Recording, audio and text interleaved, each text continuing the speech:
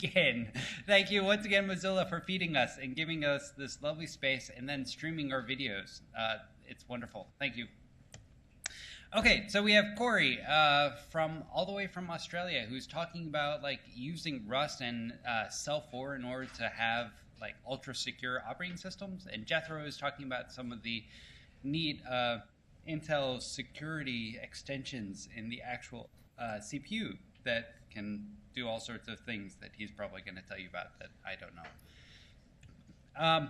But then the other thing, you know, I lead the community team, so if you have any interest in doing talks or like helping out building the community, you should follow one of these links. It'd be lovely. And also, coming up, we actually are starting to get into a full schedule where I actually have the next meetup is in, I think, 3 weeks, 2.5 weeks. We have timely data flow. Frank McSherry, who's been working on this thing for about a year or two, is actually going to be in person. And then we might have something on early June-ish on like another embedded operating system in bioinformatics and stuff. So anyway, that's it. So I'm going to pass it off to Corey to start the evening. Please give him a warm welcome.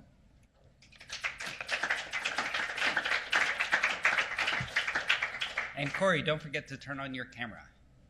I think I just did. Is it not showing? Yes, it's perfect. Thank you. Okay. Is the screen still showing? Yes, it is. Okay, cool. Hi, everyone. I'm Corey. I'm here to talk about building Cell4 applications with Rust. And right there's the URL to the slides if you particularly care. I'll dump a link on Reddit after the presentation. So what is Cell4? Straight from the Cell4 FAQ, we have that Cell4 is the most advanced member of the L4 microkernel family, notable for its comprehensive formal verification, which sets it apart from any other operating system. Cell4 achieves this without compromising performance. And further in the FAQ, we have some core concepts from what a microkernel is. And a microkernel is the minimal core of an operating system. This quote from one of the original L4 papers: a concept is tolerated inside the microkernel only if moving it outside the kernel, that is, permitting competing implementations, would prevent the implementation of the system's required functionality. It then states that policy freedom is an important characteristic of a well-designed microkernel, and that policy freedom is going to pervade all the discussions about the Cell4 API and the crates built around it. Now, fundamentally, all you can do in Cell4 is invoke a capability. Capabilities represent the authority to kernel-provided services. They're sort of like a file descriptor from Unix or a handle from the Windows 32 API. Some of these services are thread control blocks for thread management, address spaces for managing virtual memory, endpoints for communication between threads via IPC or inter-process communication, notifications for non-blocking signaling between threads, capability spaces for managing capabilities themselves, and assorted device primitives for platform-specific things like virtualization primitives, I/O page tables, IRQs, device handling, things that the kernel needs to provide protection between threads for and mediate access to. Now, what it does not do are many of the things you would traditionally associate with an operating system, such as file systems, device drivers, network protocols, process management, memory management, or synchronization. And there's an asterisk after synchronization because endpoints and notifications do provide a small amount of synchronization primitives. Now, it's interesting. Cell4 is interesting from a Rustacean's perspective because it's a kernel that can be trusted. It's rather small, I think currently less than 12,000 lines of C code. And they have formal verification of what's called functional correctness and a few security properties. Now, this is a source-level proof on actual C code and not a handmade abstraction. And what their proof says in their mechanized theorem prover, Isabelle, they have a specification of what a kernel self-foreign does. And they show that according to their interpretation of the C language, that the kernel as written only exhibits behaviors that the specification explicitly allows. And this proof extends down to the final binary. The compiler is not trusted to have correct output, that is checked, and the semantics don't need to agree between the compiler and the proof as long as the final binary matches up. The proof is only for a specific ARM platform right now, and there are no formal guarantees on other platforms, but this is a work in progress. The ultimate goal for using self-foreign Rust is to have a cargo subcommand called rbg run, rbg being short for Revigalia, the whole umbrella project. And this will build the kernel, set up a cross-compiling toolchain if you need one, and launch the app in a virtual machine. Now, we're not quite there yet. There's a lot of work that needs to be done along the way. But there's a really good chance that it will be easier to build and run Rust applications in Cell4 than for any other non-native operating system. Now, the current story is using the raw Cell4 API with no stud crates. And there's a Cell4 crate which abstracts these raw system calls into a friendlier API. So let's take a look at some of these APIs. The first and arguably one of the most important objects is the endpoint object. And an endpoint is one half of an IPC channel. There are 3 basic methods and 3 extension methods. The first 2 are for sending either data as a slice of words, which currently is always a U32, but once 64-bit is supported, it will be a U size. You can also send a single capability across an endpoint, transferring your authority to a service to another thread. And you can also receive a message from an endpoint. Now, sending and receiving are blocking operations, and in particular, the primitive they implement is called a rendezvous. What this means is that no data will be transferred or queued until both a sender and a receiver are waiting on the same endpoint, at which point data is exchanged. Now, this receive token that receive returns keeps track of some metadata about the message that was received, as well as a handle to the data that was actually transferred, if data was transferred and not just a capability. This message is temporarily stored in a thread local IPC buffer that the kernel knows about, and the receive token does not have a copy of that data, because that data can in general be quite large, and copying it on every message when most messages are generally short would not be efficient. Additionally, we have try receive, which will not block. However, there's little indication if a message was actually received. And in particular, as we'll see later, capabilities have what's called a badge. And the only indication that a message was not actually received is that the badge will be 0, which can happen in normal operation as well if your system is poorly designed. These final 2 methods are the meat underlying the send methods. In full generality, sending a message on Cell4 transfers both data and capabilities at the same time, and it can technically transfer multiple capabilities. Now, I say technically because only one unique new capability can be transferred. However, you can transfer multiple capabilities if the thread you are sending the capability to already has a copy of that capability. Now, that can sound strange, but once we talk about badges, that might make a little bit more sense. Because if the thread already has a copy of the capability, it will be able to extract the badge that it was sent. And try send message is similar, but also non-blocking. The next object we'll examine is the notification object. And a notification is an array of 1-bit semaphores packed into a single word. And there are two basic operations, signal and wait. And the bits in the array that will be notified when you call signal are indicated by the badge on the underlying capability. There's no indication of whether a signal was received or acknowledged in any way. It's completely asynchronous. On the other side of the notification, we can wait for a signal to be signaled,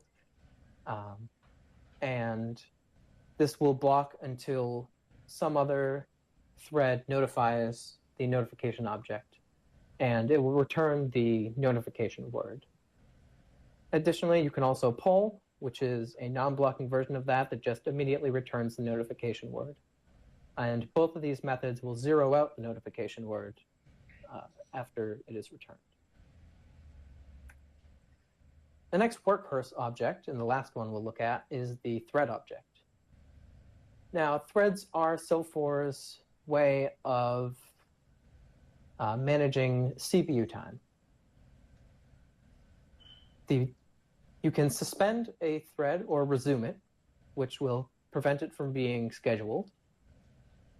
You can bind or unbind a notification.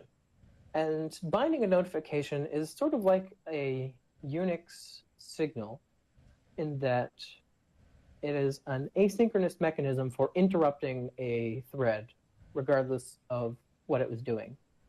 For example, if a thread is currently blocked receiving on an endpoint, and another thread signals the notification that is bound, then the thread will wake up and be able to handle the fact that it was signaled. And this can be used to interrupt long-running or hung operations, or in a device driver for handling an interrupt, and then also servicing requests from user threads. The next two methods are read registers and write registers. Read registers is largely useful for debugging, and write registers is missing an argument. Should have a user context as an argument. But write registers is vital because when you create a new thread, it has no initial register state. So you need to set its stack pointer to a stack you allocate for it, as well as the instruction pointer to an executable that you load for it. Threads also have a priority, and SOAR4's scheduler right now is round robin at each priority level, and there's 255 priority levels, where 255 is the highest priority and 0 is the lowest. Now, capabilities are references to kernel objects with a badge and specific rights. And depending on the object type, this badge and rights can be interpreted in different ways. Capabilities are addressed using capability pointers into a capability space. Capability spaces are somewhat analogous to traditional hardware page tables used for virtual memory. If you're not familiar with how virtual memory lookup works, a pointer, interpreted as a virtual address, is broken into a number of chunks. And each of these chunks is interpreted as an index into a table. For example, in this case, we have 3 chunks. The first 2 are 10 bits, and the last is 12 bits, and a 2-level paging structure.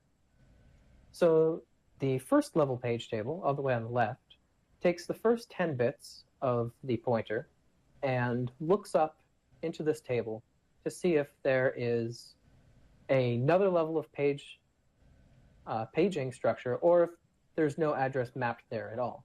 If there's no address mapped, or no page table mapped, then the hardware will signal a fault, and that will bubble up in a Unix system as a segmentation fault signal.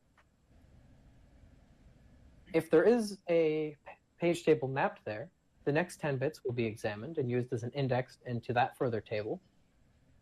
And then that table entry can either point with a physical address to physical memory, or it could be unmapped segmentation fault again.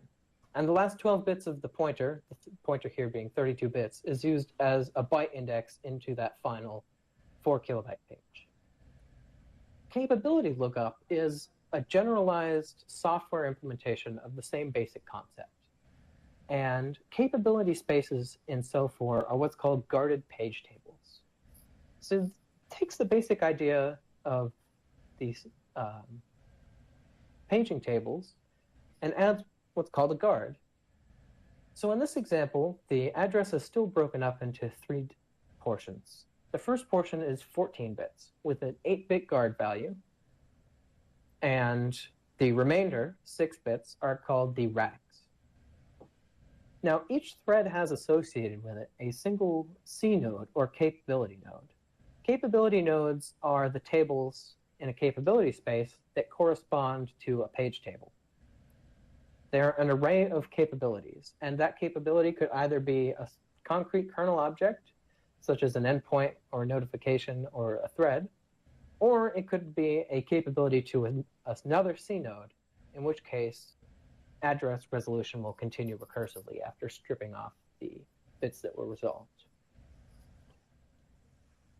So when looking up a capability pointer for a thread, the first the root C node is looked at to determine how many guard bits and how many radix bits it has. The first G guard bits are stripped from the address and compared against the guard value stored in the C node. If it does not match, a capability fault is signaled. If it does match, the radix is used as an index into the C node, which is then used to recursively continue lookup. Or as the final capability, if it's the last level of the address, or there's already a concrete capability in the table. Now, this is a rather simple C space depicted here. They can actually be recursive and have capabilities into themselves and all sorts of crazy nonsense that typically isn't too useful and is mind-bending to try and understand.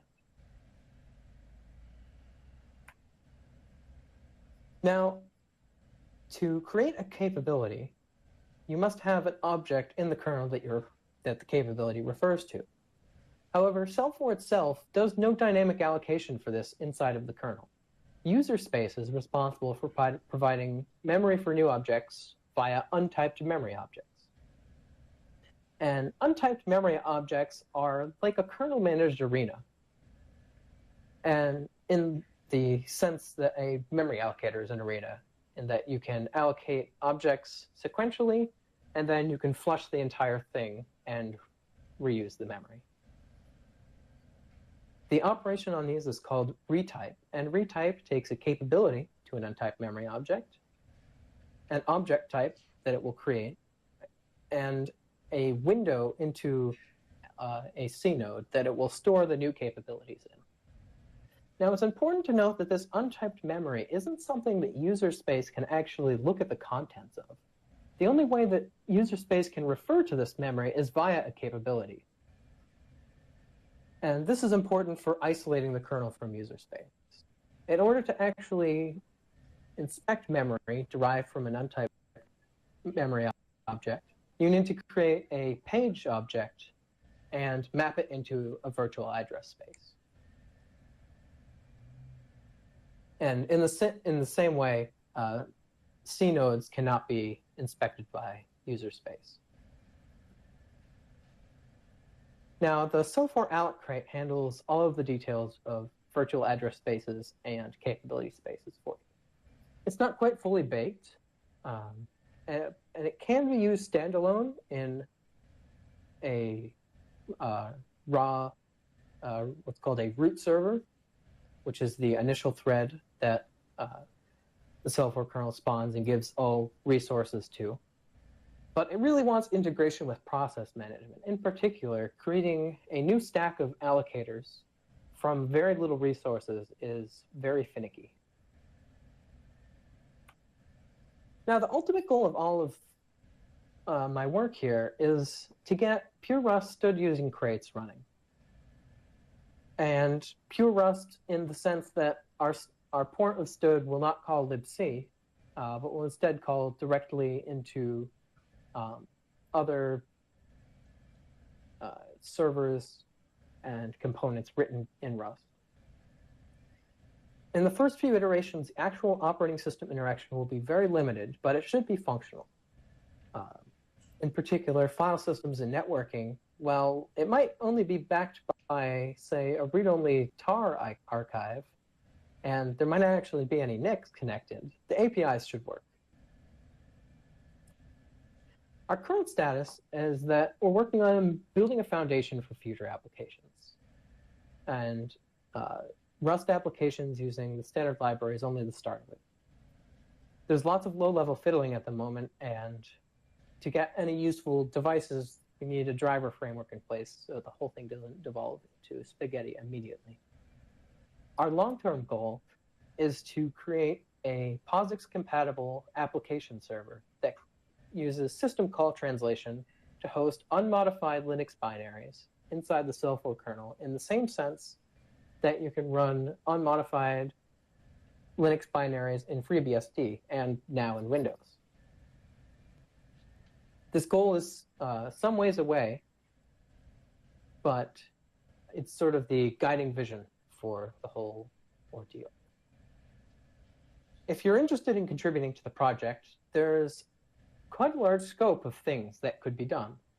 And one of our goals is if a crate is implemented in pure Rust, then it should be very straightforward to the point of almost no effort at all if it's sufficiently non-creative in its use of stood to run on cell 4. Some examples of particular things that would be really lovely to see is a network stack, in particular a TCP/IP stack.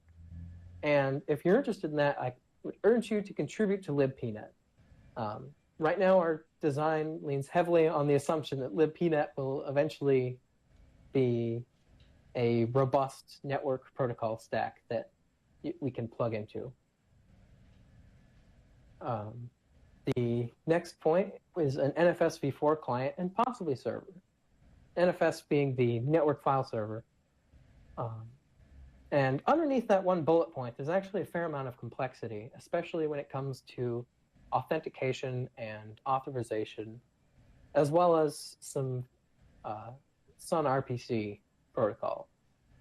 It's all pretty well specified these days, and NFS v4 has fewer pitfalls than older versions. And it would be very interesting to see a pure Rust implementation of that. Another thing would be crypto protocols, and for example, TLS or SSH. It doesn't have to be pure Rust. Any C code, as long as it can be compiled freestanding or with a very minimal libc in place, is fine to use. This would include certain configurations of OpenSSL, but not all of them. Another project that would be interesting not only to us, but to any application running would be a hardened mallet with sort of mitigating heap exploitation.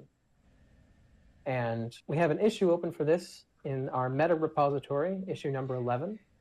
And the current idea is to build on of the die-harder design that Emery Berger has.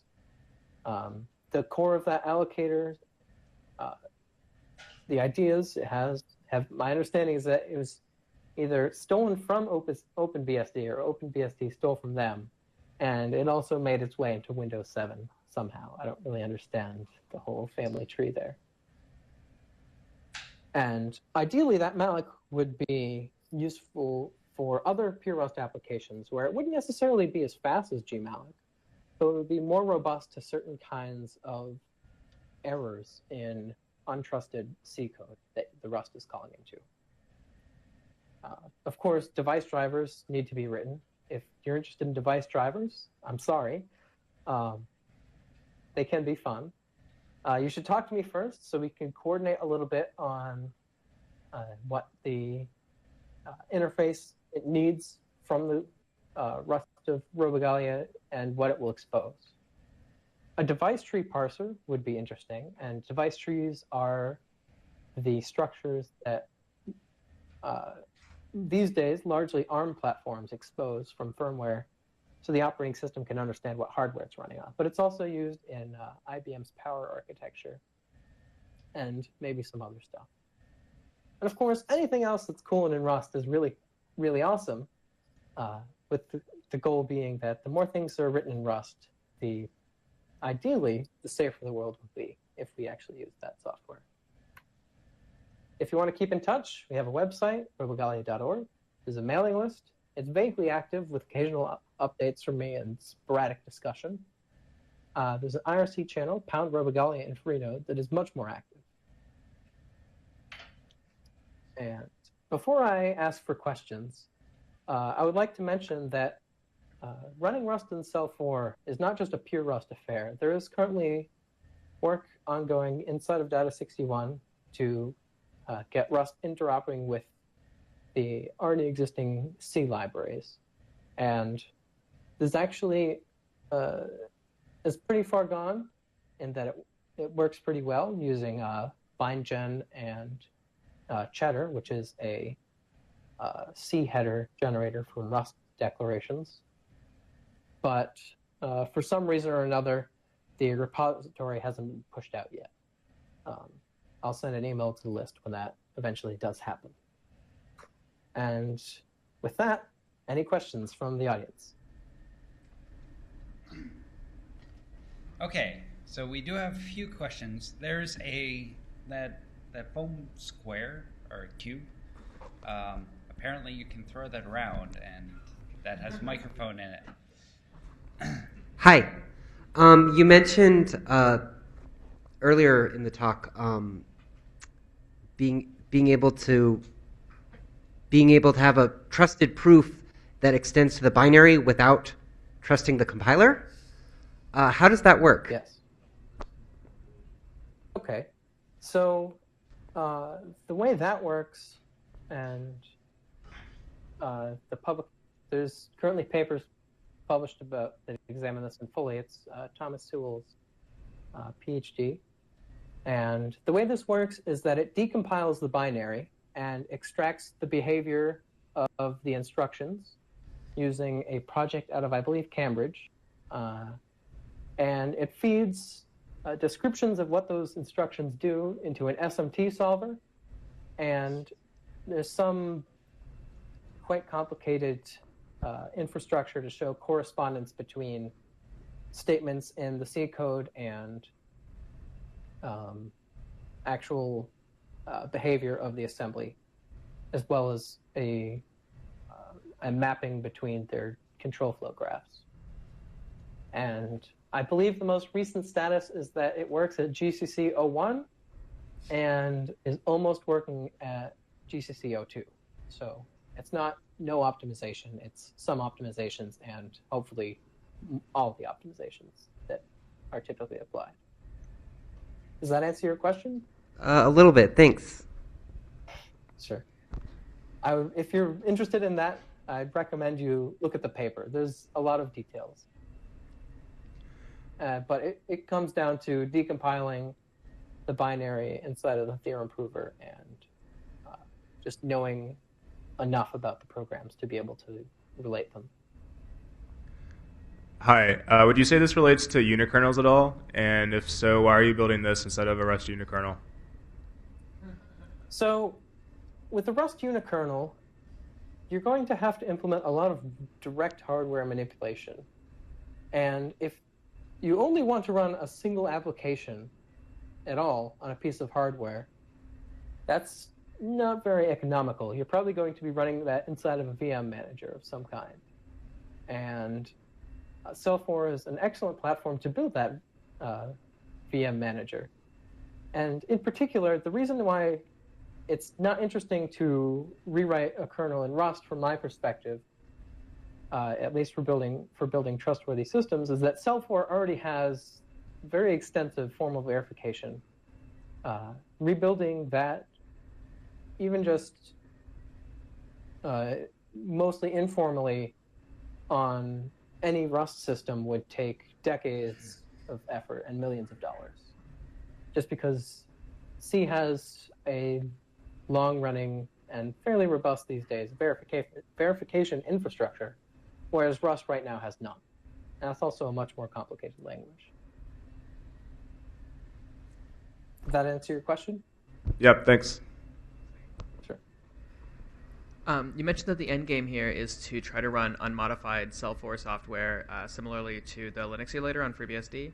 Is that because there's Yes. a wealth of Cell4 software that you're hoping to be able, that exists, that you're hoping to be able to run, or are you more hoping to write future software targeting this more kind of lower surface area system?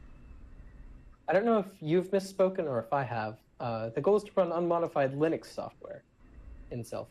Oh, I'm sorry. Then never mind. Oh. Fair enough. Back to Tony. So in the Linux world, there's this alternative Rust standard library called LRS.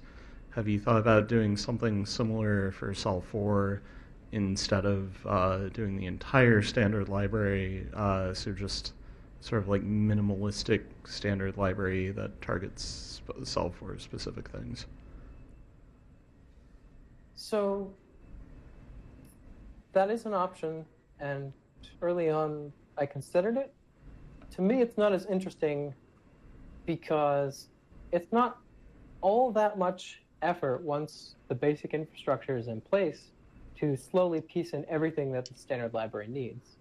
And the reach of the software that will be able to benefit from that is far greater than if it was just targeting LRS or a minimal standard library.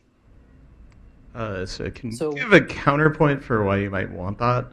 So I think like the typical use cases of Cell4 are like you're running it co-tenant with another operating system, right? And you're trying to implement like a secure enclave. So where you have something like a Linux running Android potentially on one side, right? And then you want to use Cell4 for like crypto, secure operations, and your kind of raison d'etre there is like minimizing code surface, therefore ergo attack surface, right? Right. So there's two different use cases in mind. There's that, and the most sane architecture in that case would have Cell4 being the separation kernel or running in the secure world of a trust zone platform, for example, and it would be the VMM running the Linux machine. Like their SMACM program, which is a DARPA-funded, secure, mathematically assured cyber control systems, uses that architecture. On the other hand, I'm interested personally. This is also a personal project. Well, this is entirely a personal project for me. But my personal goal is to be able to have a largely Rust core Cell4 system that I can do my day-to-day development on. So something I could run Vim in. One other use case for the more general POSIX hosting system is that you can run, say, Apache and Postgres or MySQL in separate components, just as an example.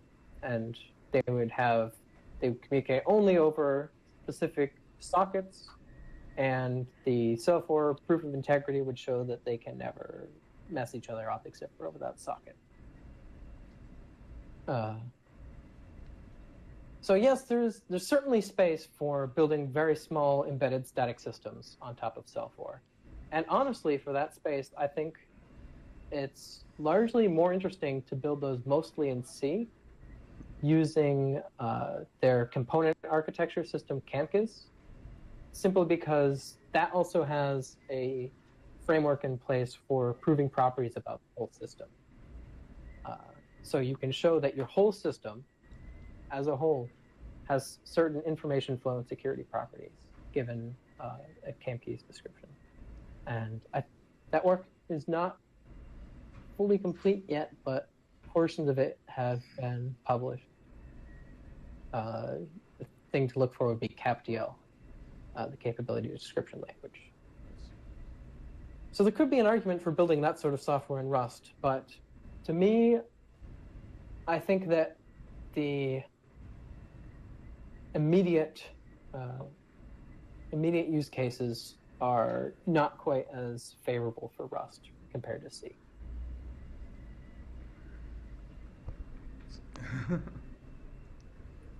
That might be unpopular, given the audience I'm speaking to.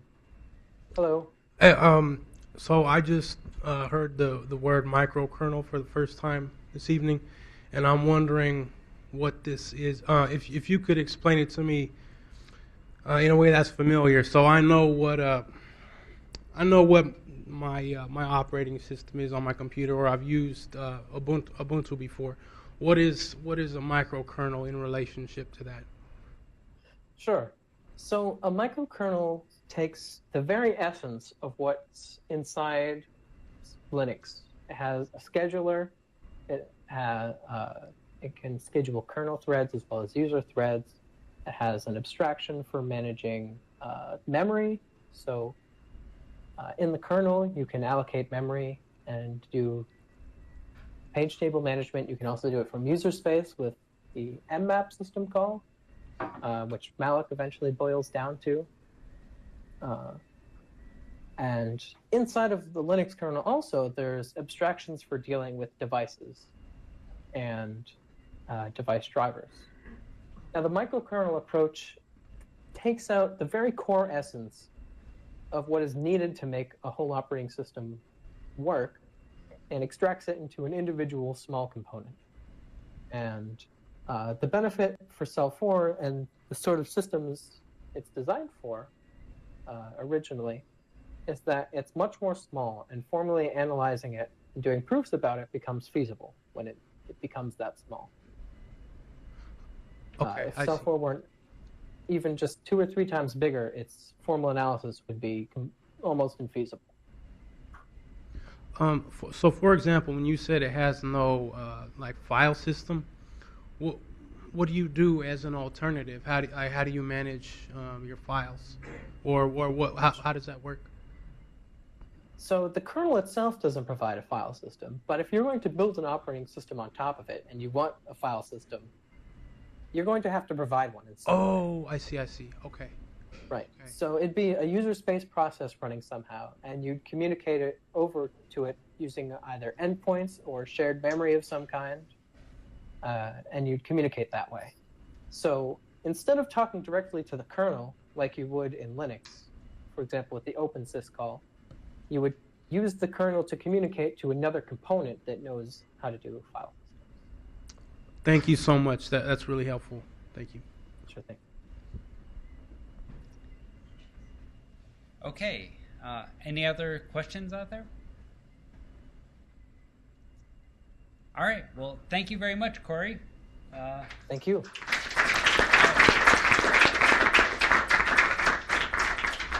Next up, we have Jethro. So please give him a warm welcome. Thank you. Thank you.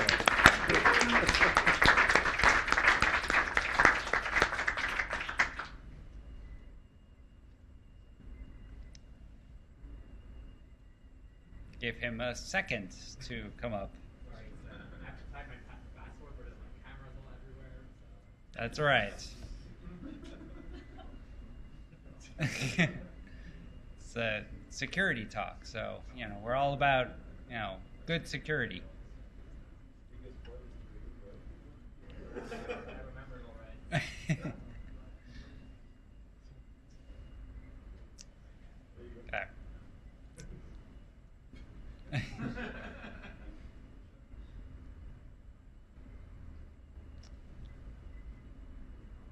Anyone know a good security joke?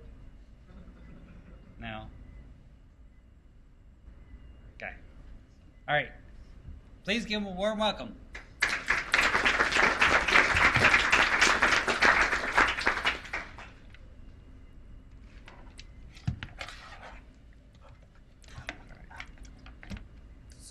yeah, unfortunately I have to boot from start because for some reason I can't connect to the Wi-Fi here except when I just boot it. So. And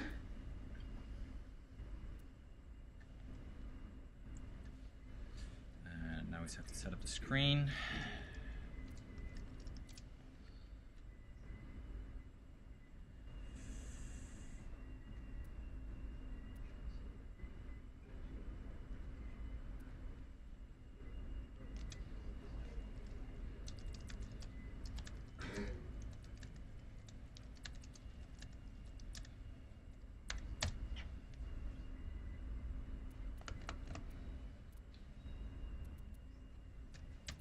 Alrighty, cool. Well, thanks so much to Eric for inviting me to give this talk. I'm going to talk to you about using Rust with Intel SGX. First, a little bit about me. I'm a PhD candidate at UC Berkeley. I study computer security. Mostly in the past year or two, I've been focusing on trustworthy cloud computing. Talk to you about what that means in the next slide. I've also done research on network security, mobile phone security, and large-scale internet measurement. I'll be graduating in a couple months, and I will not be staying in academia, so I'm looking for some new opportunities after that. All right, so trustworthy cloud computing is being able to outsource your computational needs to the cloud while maintaining the privacy and integrity of both the computation and the data. So, when you currently set up some storage on S3 or run some VM on EC2, there's someone at Amazon who is able to break into your system and modify it. Of course, they have a strong economic incentive not to do that, but there's nothing that prevents a rogue employee or someone who's being pressured to do those kinds of things. So the goal of trustworthy cloud computing research is to prevent that kind of access. All right, so one of the key components that I think is very useful in providing this is secure enclaves. And I know a lot of people use different definitions for what a secure enclave is, so I'll tell you exactly what I mean by a secure enclave so that we're all on the same page. A secure enclave provides three very important security properties. The first is fully isolated execution, the second is remote attestation, and the third is sealing. And I will go over each of these three to explain in detail what they mean. So if you look at the traditional operating system privilege separation, you might have a VM hypervisor, which is all powerful in the whole system. It might be able to run multiple operating systems concurrently, and those operating systems are isolated from each other, but the VM hypervisor still maintains control over the whole system, all devices, all memory. Similarly, for operating system kernel might, in a similar way, run multiple user processes. The user processes are isolated, but the kernel still has full control over all the individual processes. So really, the normal privilege model that you think about is this hierarchy. But with secure enclaves, it's no longer a hierarchy. You actually have distinct sets of privileges. So one way you could implement this is by having a separate enclave mode that is kind of similar to user mode, except that there are some privileges that only processes in enclave mode running in enclave mode have. So, for example, you might have a special region of memory that is not accessible by the kernel, not accessible by the VM hypervisor, but it is accessible by processes running in enclave mode. All right. The second thing is remote attestation, and which is being able to prove to other people what programs you're running. In a current setting, you type some command in your command line to run it on your server, and hopefully it's running the way it's supposed to be. You installed that binary there before, so it's probably okay. But really, there's no guarantee here. The binary could have been modified on disk, or it could have been modified by the VM hypervisor as it has been loaded into memory. So with remote attestation, you give some kind of proof that you are in fact running the same program that meant to run. Generally, this is done using cryptography. For example, by taking a hash of the program binary as it is being loaded into memory. And that hash is then signed by some hardware-specific key. The proof or the guarantee here is that the hardware you have to trust the hardware vendor to implement this correctly. So a little trusted computing jargon, this hash of the program is generally called the identity or the measurement of the program. When I say that, you know what it means now.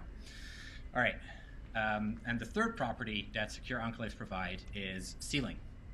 And sealing is necessary because these secure enclaves generally don't have a lot of input-output mechanisms.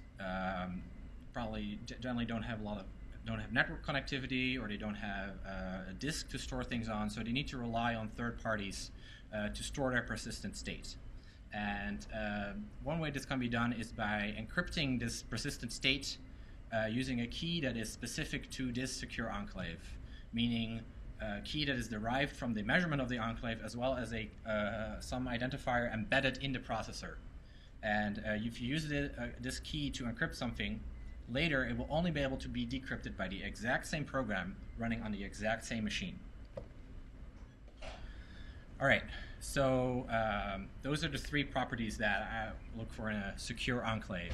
And I guess this would be a good point for questions about secure enclaves if anyone has them.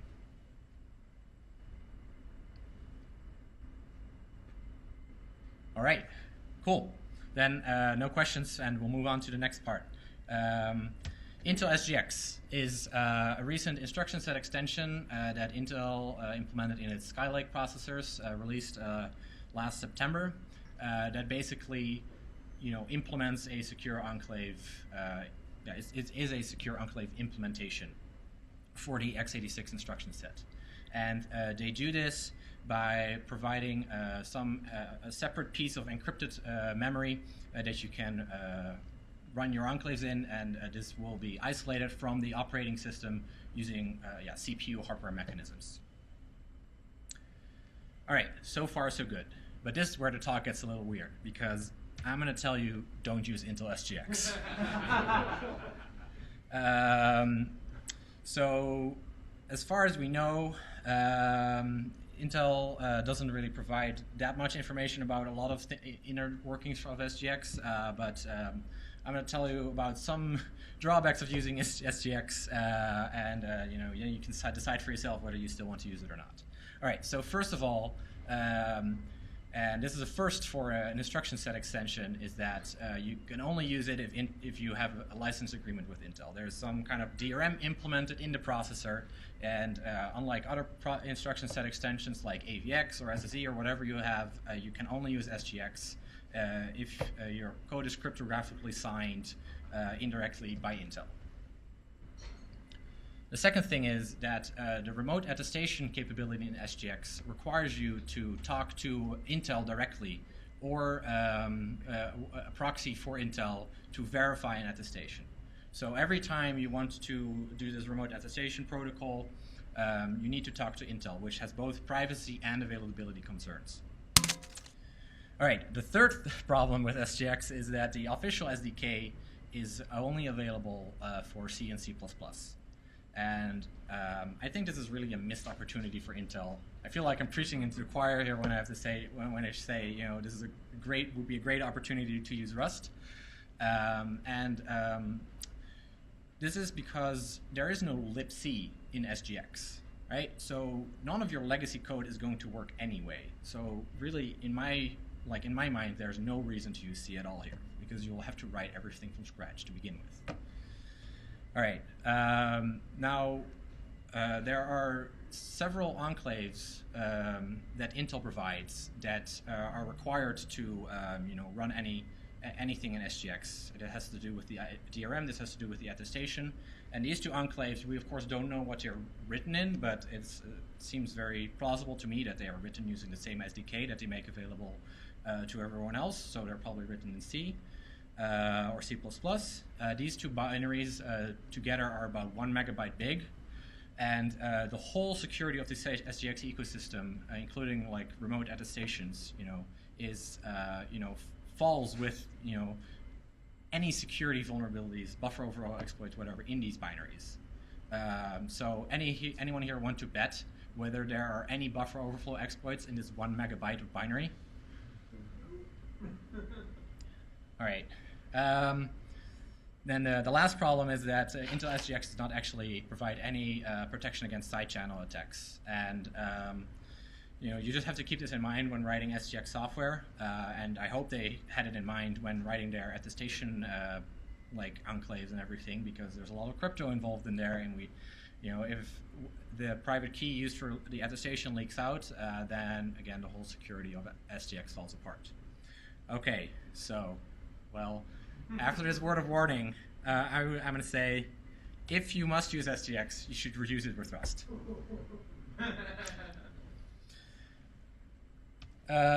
So that's what I've been up to for the past 4 months. I've been working on some tools to use SGX with Rust.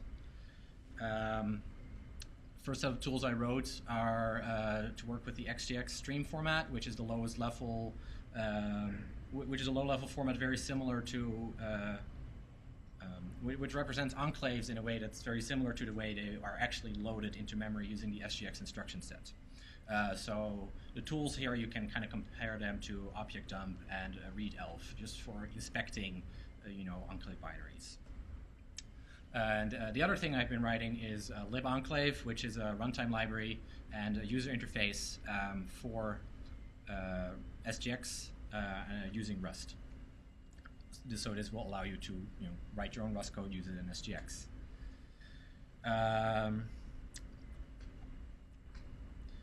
Building software for SGX is kind of like building your own operating system kernel. Many things that you come to expect from like a regular user binary environment don't really exist in SGX. There's no dynamic linking. There are no system calls. There's no kind of input-output. The only thing you can do is share memory with user space. And one of the most challenging things in getting anything to work is providing this interface between user space and enclave mode. So let's take a look at how switching from user mode to enclave mode actually works in libenclave. So you have some program that's running, and you call this enter function, which then we'll call the EENTER instruction, which is a special SGX instruction that will go into enclave mode. And besides going to enclave mode, it will also reset the instruction pointer to a previously defined point within a previously loaded enclave. So this is designed to not let user mode jump into like some arbitrary code somewhere in the middle of an enclave. But other than that, nothing has really changed about the processor. So you have to manually save all the registers. You have to switch the stack because, of course, you don't want to put your sensitive function arguments on the user stack. And then once the stack is switched, you can call the entry point, and at this point, you run the entire program, and this is where Rust code is being run again. But oh yeah, and sorry, the blue shading indicates what is run in enclave mode. But basically everything between here, this call here and this call here, that's all written in assembly, unfortunately, but there's not really another way to do it. All right, once that returns, the user state and stack is restored. You call the EEXIT instruction, which activates enclave mode. The enter instruction returns, and the user program can continue with whatever it was doing before. So this basically shows you how the switch from user mode to enclave mode works, but you might also want to call the other way, from enclave mode to user mode. So that's also supported through what I call user call. When you do user call, you must save the enclave state so that nothing leaks into the user space, no sensitive information. You restore the user state that was the way it was when the enclave originally got called, as well as the stack, and then you call the EEXIT instruction. So at this point, the user's stack and state just looks just like before the EENTER instruction was executed. Yeah, there's nothing weird with the stack, and you can just do like regular program calls at this point. And the regular program call we're doing is calling the user call handler, which was passed in as a closure to the enter instruction earlier.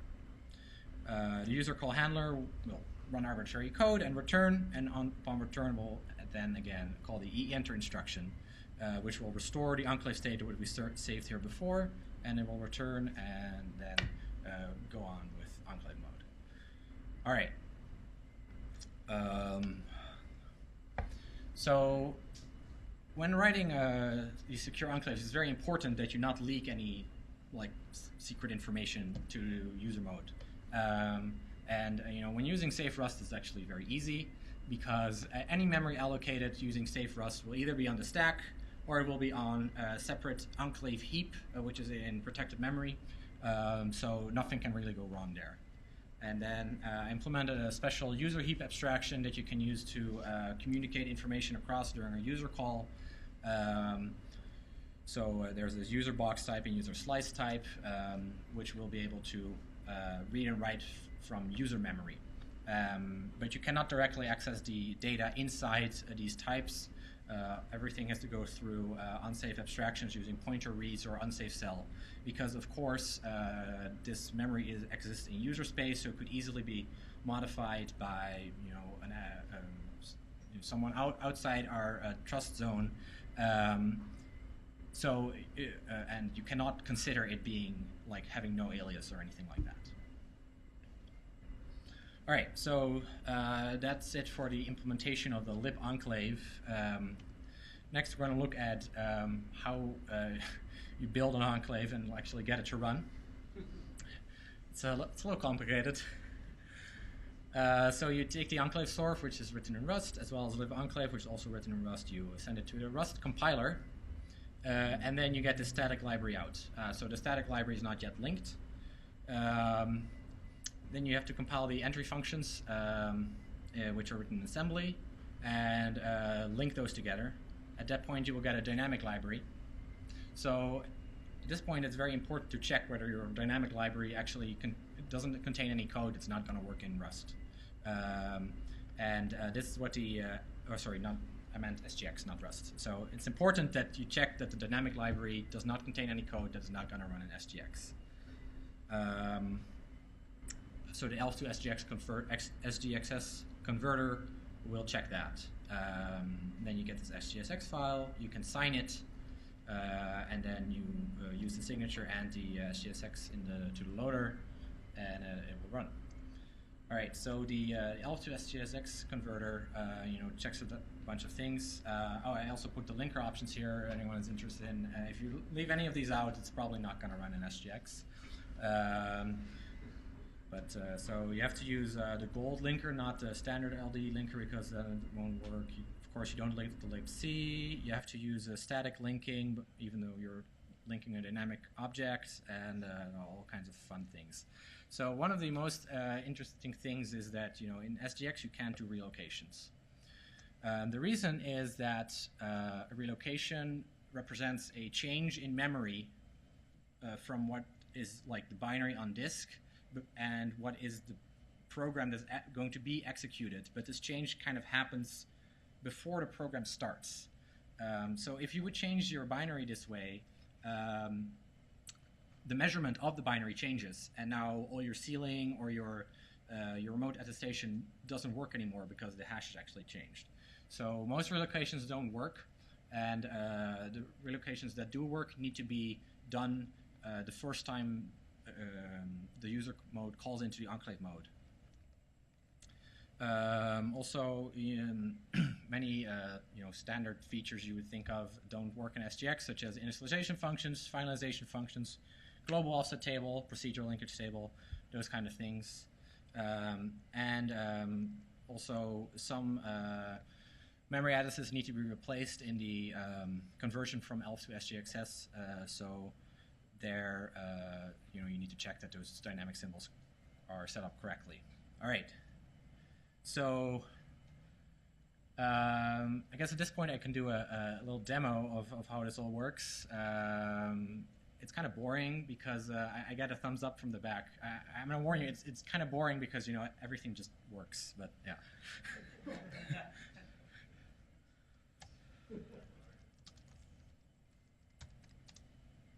Except the network does not.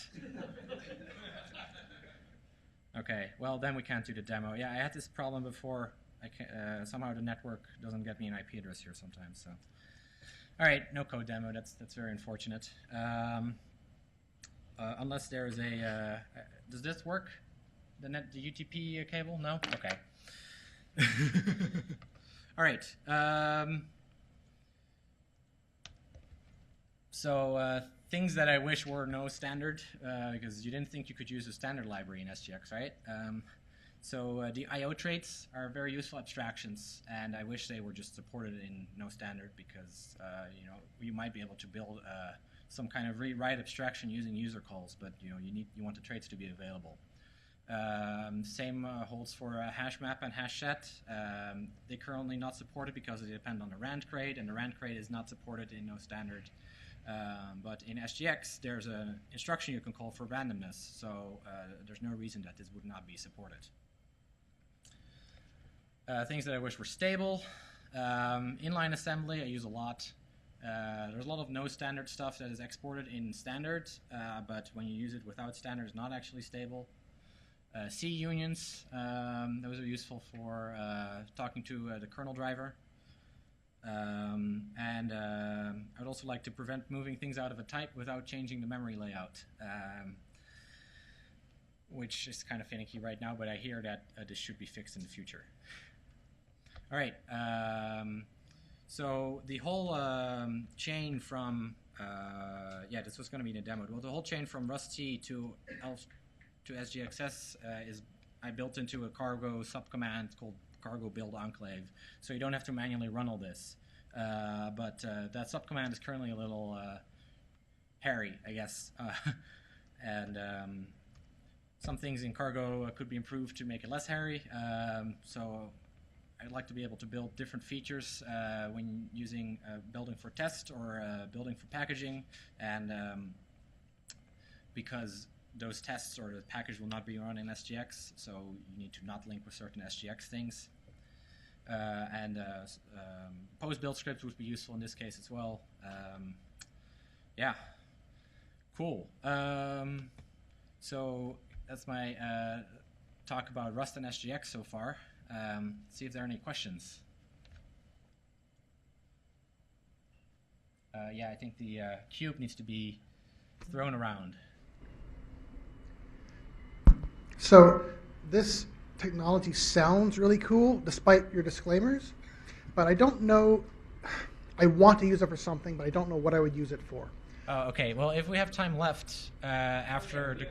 Okay, I can go into like a 15-minute talk of what we can use it for. I would love for you to focus on things that the entire Rust ecosystem could take advantage of, and in particular, things we could stuff into Stud. What's that last part? Ways we could apply SGX to Stud directly so everybody in Rust could use it. Oh. Okay. To add on to that, anything that can be used in like AWS or GCE? Yeah, so there I have an answer for. That I need to think about a little longer. So do you mind if I hold off on the applications questions until you know, I can pull up my other presentation to talk about that? Okay. Sure. Hi. So when SGX code is running, is it writing it, or is it working with like a secure memory on the SGX coprocessor, or is it system memory, or? Okay, so you were asking about how is I guess the memory isolation implemented for SGX. The way that works is that upon boot time, a special region of main memory is set aside just for use by SGX. And there's a special instruction set that can be used to load things into that memory, which will be anything that is in that memory will always be encrypted if it leaves the processor. So as long as it's in cache, it's unencrypted. But if it ever gets flushed out of cache, the processor will encrypt it before sending it onto the memory bus to the main memory. I don't know. Does that answer your question? Yeah, that's great. Thanks. Okay. There's a question over there. Yeah, you need to cube. Okay, thanks. So do any computer have this SGX, or is it just servers? So I'm pretty sure Intel's mostly positioned this as a desktop technology, but it exists in both Xeon and Core processors. And I have a laptop, in my office that has it, and so I guess you can use it in both desktops and servers. Yeah. And one more question: Is this like a kernel driver and a library? And so which you do need a kernel operating driver. systems? So the instructions that are used to set up enclaves before they're being run are run in kernel mode. So you need a special kernel driver. The Windows 10 comes with its own built-in API to load enclaves. For Linux, I've written a kernel driver that is not production ready, but you can use. It's on my GitHub in this repository. I know Intel has their own Linux driver that hopefully they're going to release in a couple months. I don't think there's a Mac driver yet. Okay, thank you. Yeah, I think back there had his hand up earlier. Hey, I've heard a lot of talk about the Intel ME, like sort of embedded chip inside Intel processors. Does it have the same capabilities to sort of interact with SGX or eavesdrop or manipulate SGX as it does for the rest of the processor? Or is that the answer, known? I mean, I guess the right answer is we don't know, but probably. Okay. Yeah, there's a very long paper by Victor Kostan from MIT. It's 120 pages, and it talks about how we think SGX is implemented. And yes, if you somehow break into the ME, it seems like SGX security is broken. Okay, okay. There's a question back there.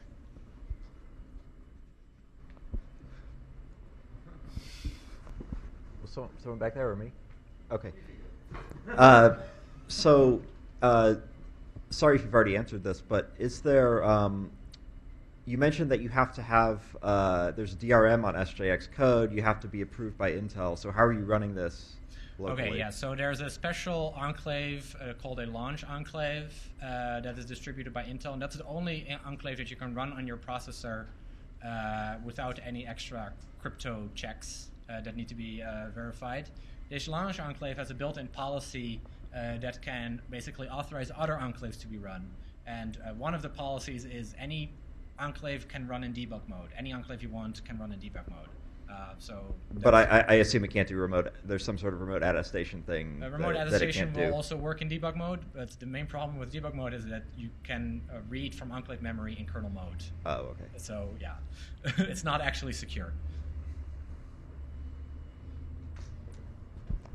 So I have a couple questions. So I've been following SGX for a while, and it's almost like a broken dream to me at this point. So I know Intel developed their own group theoretic signature algorithm called EPID that was supposed to fix that DRM problem, and then all of a sudden they kind of did this bait and switch where that didn't actually work out in reality. The funny thing is that EPID is still implemented and used for remote attestation. Yeah. So I guess my first question would be, do you think Intel is ever going to actually fix this to where you don't have to get any sort of like signatures or signing keys from Intel to actually deploy SGX applications? And the other is... Okay, let me answer that question first before Sure. you ask your next question, because I will forget them all. So your question was, do I think Intel is ever going to fix all the problems that are listed on my slide? Hopefully, but I don't know. Yeah, okay. I don't work for Intel. Yeah, so I was wondering if you had any special insider knowledge there. So the other is, like, it seems like there's this really good use case for this sort of technology, which is incompatible with the idea like EPID, which would be individual CPUs have a public key like a public encryption key, such that if you're trying to do something like host provisioning, right, and you're trying to inject the root secret by which you derive all your other secrets to provision a host into this host, right? Like you could encrypt that master secret to a CPU-specific key. Does SGX let you do anything like that today, or does EPID prevent that? I think you can do exactly that, except not sure how you would make sure that it's secure because of the remote attestation problems. Sorry, I think your question was, can I store some root secret for a particular machine and then derive other secrets from that? Or it would be more like, could you have a public key associated with a CPU such that if you have like some sort of central provisioning system, right, you could actually encrypt a master secret to a key, to a private key that lives only inside of like CPU 0. Yeah, so I think you can do this, right? Because you would be able to generate a public-private key pair inside an SGX enclave, and then store that private key using the sealing mechanism. And then the only way to unseal it is, again, by running that same enclave. So this enclave could then perform the operation you wanted. Cool. All right. Yeah, there's another question up front here. I was just curious, do you know if any other processor architectures are planning on implementing a feature like SGX, like Power or RISC-V or? Not really. So I think you might be able to do like a software implementation of SGX using TrustZone on ARM. And other than that, nothing like that is actually, you can actually buy, but a lot of work in the research community. But you can emulate the concept of secure enclaves using like a trusted execution technology, which I guess was the predecessor to SGX. But it will get you a much larger TCB. Okay, so how are we doing on time? You have like almost 20 minutes left? 18 minutes. 18, yeah. All right, so I guess I can switch to another slide deck about some applications of this.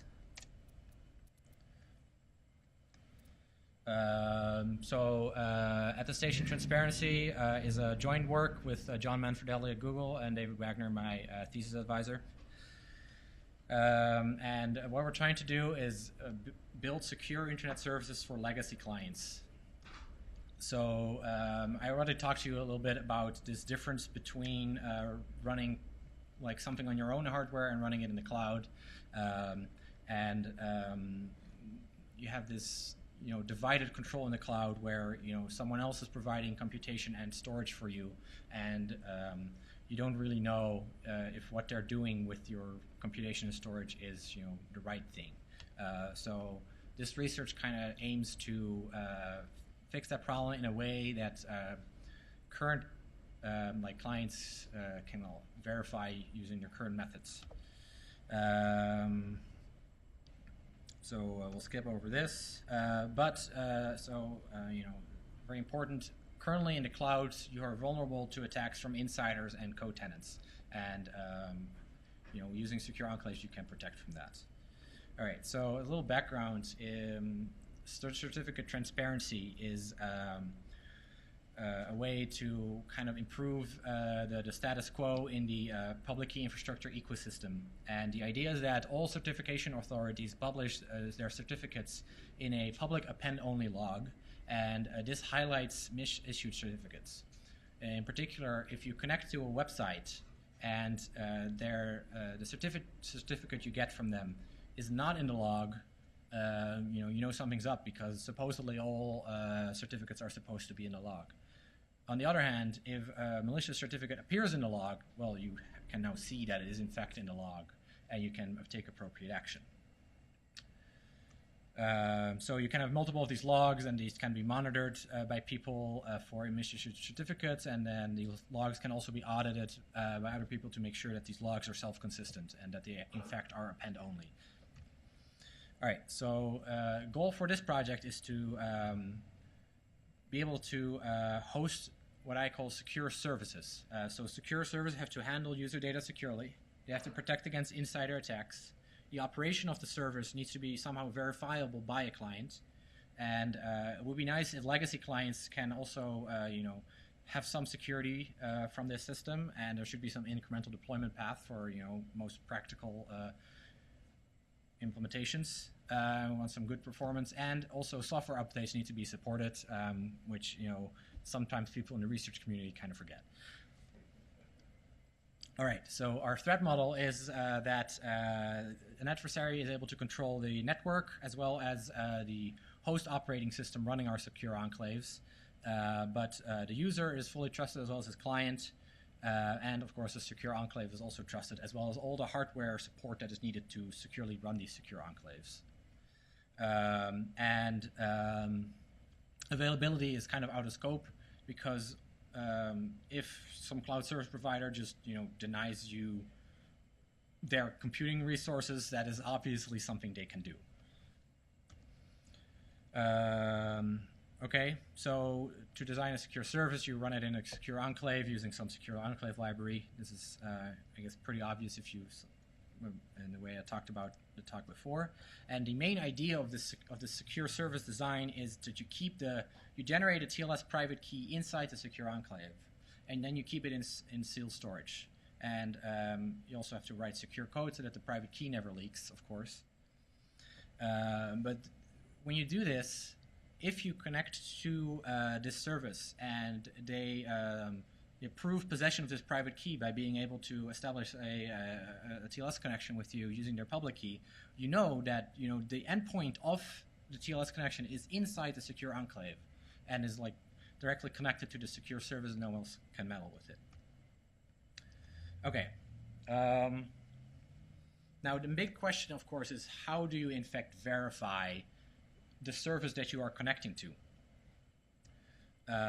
So, as a strawman proposal, we can just say, okay, the client, needs to connect to the server, and then request a remote attestation, and then hopefully it all works. The client gets back this remote attestation, which is a signed signature, or is a signature over the hash of the program. So the client can, of course, check the signature, but then it says hash. It's like, okay, fine. What does this hash represent? Is it actually the service that I wanted to connect it to? If it somehow can determine the answer to that, it can continue, and now you have a secure TLS connection.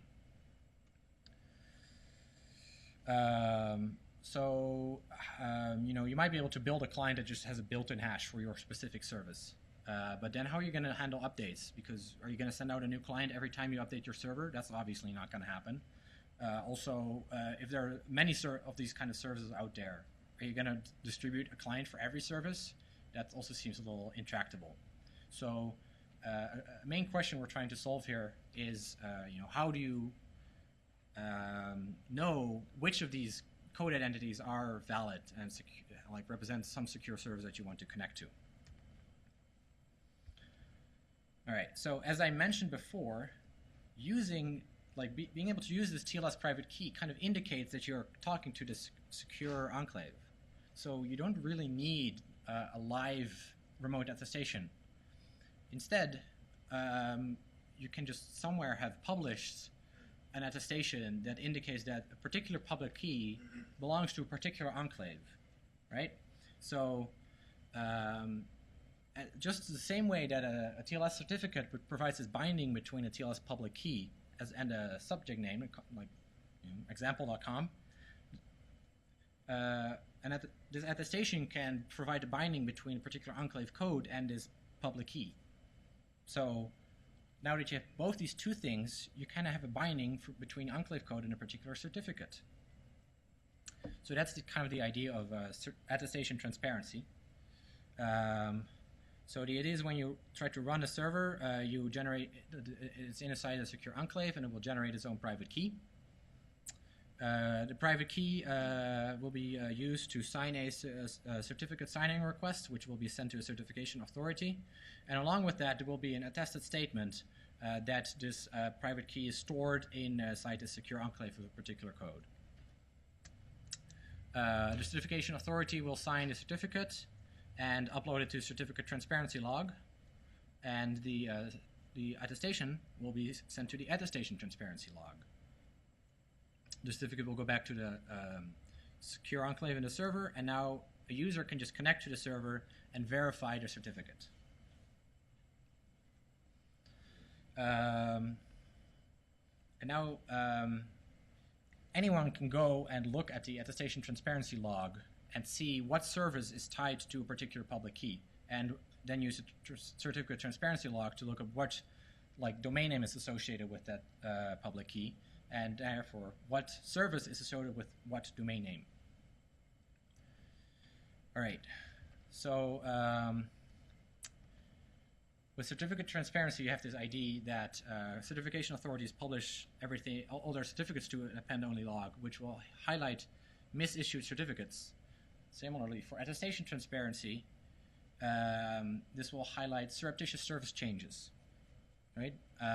Because you can see what public keys relate to what services. All right, I think I'm going to leave it at that for the application part here. So does that answer your question, Eric? It's definitely interesting. Yeah, I wonder at what point you, how you still trust AWS to implement all this. Oh, okay. So, well, AWS just has to buy a bunch of servers with SGX hardware. And then we no longer have to trust AWS, we only have to trust Intel.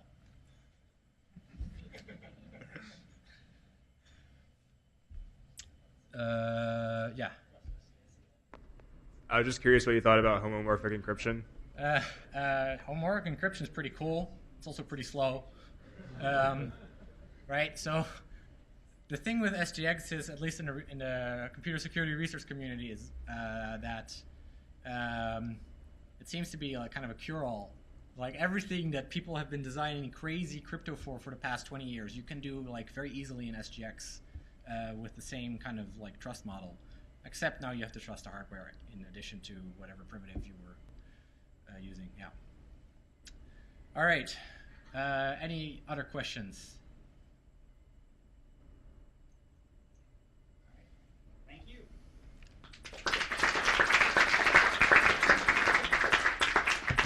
All right, thank you, everybody. That concludes another great evening. Thank you to the speakers. That was really great. Thank you very much. And I will see you all in a few weeks. Thank you very much. And please send email to the Rust community if you want to give us a talk or if you actually want to request a talk. We will try to find speakers for you. Thank you very much, and have a lovely night.